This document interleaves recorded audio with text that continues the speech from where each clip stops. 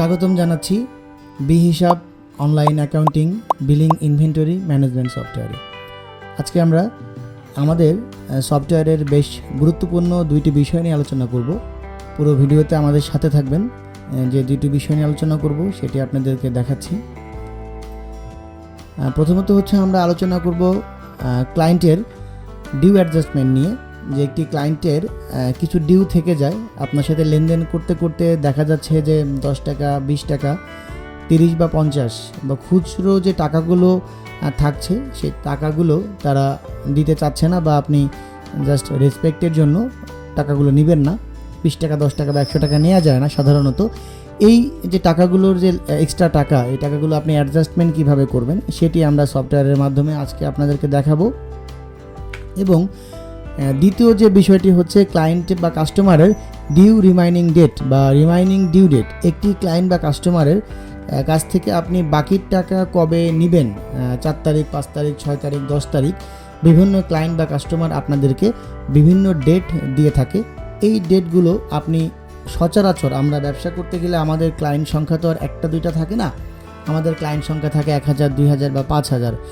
এই এতগুলো ক্লায়েন্টের আমরা ডিউ রিমাইনিং ডেট কিভাবে মনে রাখবো? এটা আসলে অসম্ভব। এই অসম্ভব কাজকে সম্ভব করবে আমাদের এই বি হিসাব।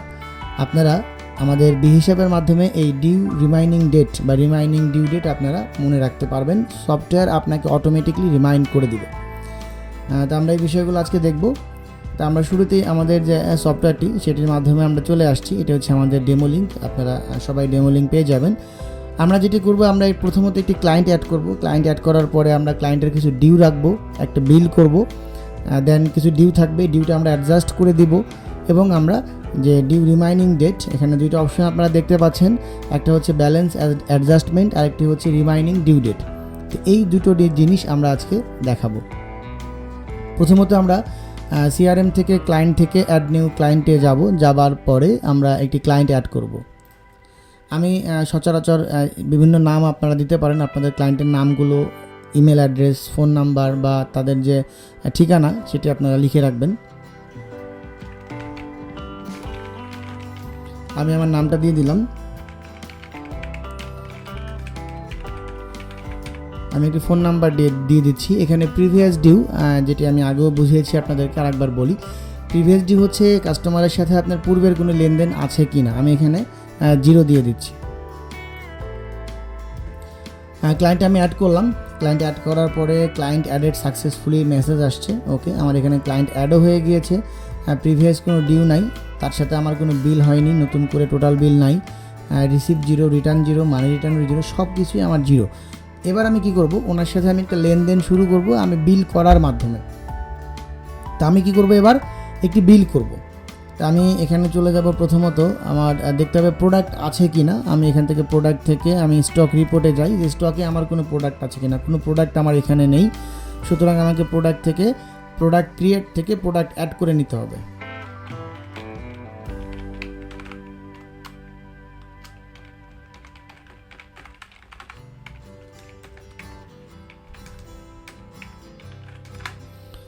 আমি এখানে বাই প্রাইস, সেল প্রাইস, প্রোডাক্টের নাম, ডেসক্রিপশন দিয়ে দিচ্ছি। ওপেনিং স্টক দিলাম 100 পিস, বারকোড দরকার নেই। এগুলো হচ্ছে আপনি দিলেও দিতে পারেন, না দিলেও কোনো প্রবলেম নাই, বাট আপনার হিসাব রাখার জন্য অবশ্যই আপনাকে দিতে হবে। স্টক ওয়ার্নিংটা যেটা হচ্ছে, এটা আমি আরেকবার বোঝাই আপনাদেরকে। আপনার প্রোডাক্ট কত পিস আপনার স্টকে আছে সেই বিষয়টির যদি আপনি এখানে নোট করে রাখেন, যে আপনার 10 পিস থাকা অবস্থায় আপনি অ্যালার্ট পাবেন বা ওয়ার্নিং পাবেন, সফটওয়্যার আপনাকে সেটি দেখিয়ে দিবে। তা আমরা প্রোডাক্ট স্টকে অ্যাড করলাম। এবার আমরা যেটাতে যাব সেটা হচ্ছে বিল করব। আমরা খুব সুন্দর, আমরা এখান থেকে বিল ইনভয়েস থেকে অ্যাড নিউতে ক্লিক করে আমরা ক্লায়েন্টের নামটা দিয়ে দিচ্ছি, এখানে পলাশ। আমি এখানে প্রোডাক্টের নামটা দিয়ে দিলাম। আমি যাচ্ছি আমার স্টকে তো 100 পিস আসি, আমি এখানে প্রোডাক্টটা বিক্রি করব 2 পিস। 2 পিসের দাম আসবে 3000 টাকা। এবার আমি যেটা করব, আমি ওনার কাছ থেকে পুরো টাকাটা নিব না, কিছু টাকা বাকি রাখবো। ওকে, আমি এখানে রিসিপ্ট দেখাচ্ছি, টোটাল 2000 টাকা আমি এখানে দেখাবো, তাহলে আমার 1000 টাকা বাকি থাকবে। ওকে, খুব ভালো কথা। আমি এখানে অ্যাড ইনভয়েসে গেলাম, অ্যাড ইনভয়েসে আমি ইনভয়েসটা সেভ করলাম। সেভ করার পর আমার এখানে চলে আসছে 2000 টাকা রিসিভ, 3000 টাকা বিল ছিল, 1000 টাকা ডিউ আছে। এখন দেখেন আমরা যেটা করব, এখান থেকে সিআরএম থেকে ক্লায়েন্টের লিস্ট আমরা বের করি। ক্লায়েন্টের লিস্ট বের করলে আমাকে দেখাচ্ছে ডিউ 1000 টাকা। এখন ক্লায়েন্ট কি করবে, সে কোনো প্রোডাক্ট না নিয়ে টাকা জমা দিবে। তাহলে সেটা আমরা কিভাবে করব, আমরা এখান থেকে সরাসরি অ্যাকাউন্টসে চলে যাব। অ্যাকাউন্টস থেকে রিসিভ থেকে আমরা অ্যাড নিউতে ক্লিক করব।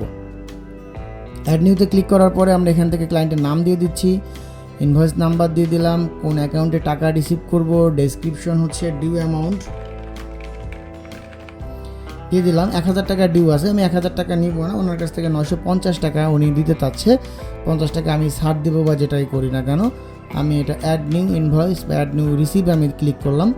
আমার টাকাটা রিসিভ হয়ে গেল 950 টাকা। এবার আমরা যেটা আমাদের যে টপিকটা ছিল আজকে, ডিউ অ্যাডজাস্টমেন্ট, তাই না, যে 50 টাকা যে ডিউটা আছে, 50 টাকা সে আর দিবে না আমাকে, তাহলে আমি কি করব? ডিউ তো থেকেই যাচ্ছে, এখানেও ডিউ আছে 50 টাকা। আবার আমাদের যে ডিউ রিপোর্ট, অল ডিউতে যখন আমি যাচ্ছি ডিউ লিস্টে, তখনও কিন্তু দেখাচ্ছে এখানে বাকি কত, 50 টাকা। তাহলে এই 50 টাকা তো সে আর দিবে না। তাহলে কি করব, আমরা এখান থেকে কাস্টমার থেকে মানে ক্লায়েন্ট থেকে ক্লায়েন্টের লিস্টে যাওয়ার পরে এই দেখেন এখানে 3টা বাটন আছে, এখানে ক্লিক করবেন। ক্লিক একটা মোডাল আসবে, আপনি এখানে 50 টাকা দিয়ে দেন, সাবমিট দেন। অটোমেটিকলি দেখেন ডিউ থেকে 50 টাকা চলে গেছে এবং এখানে ক্লিক করলে আপনি রিপোর্টটাও দেখতে পারবেন যে কত তারিখে আপনি ডিউ অ্যাডজাস্টমেন্টটা করছিলেন। এবার যদি আপনি ডিউ রিপোর্টে যান, এখান থেকে আপনি ডিউ রিপোর্টে আমি গেলাম, আমার কিন্তু কোনো ডিউ নাই, আমার ডিউটা অ্যাডজাস্ট হয়ে গিয়েছে। তাহলে আমরা খুব সুন্দর মতো কী করতে পারলাম, আমরা আমাদের ডিউটা এখান থেকে বের করতে পারলাম, তাই না। এবার আমি চাচ্ছি যে ডিউ রিমাইনিং ডেট, একটি কাস্টমার আমাকে কোন তারিখে কবে টাকা দিবে সেটি আমি কিভাবে লিখে রাখতে পারি। তাহলে রিমাইনিং ডিউ ডেটের পাশে একটি ক্যালেন্ডার আইকন আছে, আপনি এখানে ক্লিক করবেন, আপনার অটোমেটিকলি ক্যালেন্ডার চলে আসবে নিচের দিকে। আপনি চাচ্ছেন যে উনি 19 তারিখে টাকা দিবে, আপনি একটা আপডেটে ক্লিক করে রাখেন। দেখেন সফটওয়্যার অটোমেটিকলি এখানে কি করছে, আপনাকে 19 তারিখে দেখাচ্ছে টাকা দেওয়ার ডেট। এবং যখন আপনি ক্লায়েন্টের লিস্টে যাবেন, ক্লায়েন্টের লিস্টে গেলে এটা আপনাকে থেকে যাবে, অটোমেটিকলি থেকে যাবে যে আপনি 19 তারিখে টাকা দেওয়ার ডেট। আমি আর একটা এটাকে আমি অ্যাড করে দিই, এনাকে আমি দিচ্ছি হচ্ছে 15 তারিখ, আপডেট দিলাম। সফটওয়্যার আপনাকে কি করবে, ঠিক এই 19 তারিখ এবং হচ্ছে 15 তারিখে সফটওয়্যার আপনাকে অ্যালার্ট দিবে। আপনি যখন লগ ইন করবেন, লগ ইন করার পরে আপনার ড্যাশবোর্ডে কি করবে, ও আপনাকে দেখাই দিবে যে আপনার এই কাস্টমারগুলোর কি আছে। যদি যেটা 19 তারিখ হবে 19 তারিখে আসবে, 15 তারিখেরটা 15 তারিখে আসবে। এবং আপনি যদি চান কাস্টমারকে একটি SMS পাঠাবেন, আপনার মনে হচ্ছে একটি SMS পাঠানো দরকার, যে অটোমেটিকলি সফটওয়্যার সকাল 10টার সময় কাস্টমারকে SMS পাঠিয়ে দিবে 19 তারিখের ডেটে। 19 তারিখে যাদের টাকা দেওয়ার ডেট ছিল তাদের কাছে SMS যাবে, এবং যাদের 15 তারিখে টাকা দেওয়ার ডেট তাদের কাছে SMS যাবে অটোমেটিকলি।